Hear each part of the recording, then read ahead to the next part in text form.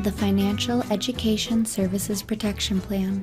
This video will show you how to activate your credit restoration in order to begin the dispute process. To begin, simply go to www.fesprotectionplan.com and click the Login button located at the top of the page. This will bring you to the Login screen, which will allow you to securely access your Protection Plan account. Enter the email address you signed up with as your username and enter your password. By default, your password will be the last 4 digits of your Social Security number. Your password can be changed upon login. After you have entered your username and password, click the green Sign In button.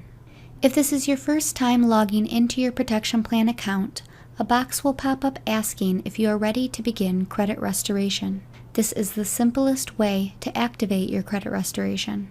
Make sure you read the information about how we obtain your credit report and click the green button on the left to get started. If you do not wish to begin the credit restoration right now, select the orange button in the middle to be reminded later. If you do not wish to use your credit restoration at all, click the blue button on the right.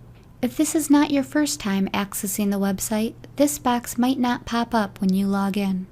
However, you can still activate your dispute process by clicking either the Credit Restoration tab under your dashboard or the Take Action button next to Credit Report Pulled. Once you have been redirected to the Credit Restoration page, simply click the green Yes, I am ready to get started button to begin.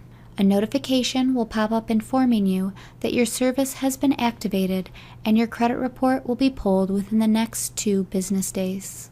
Once you click OK on the notification, you will be able to see that the page now says you have successfully activated your credit restoration service.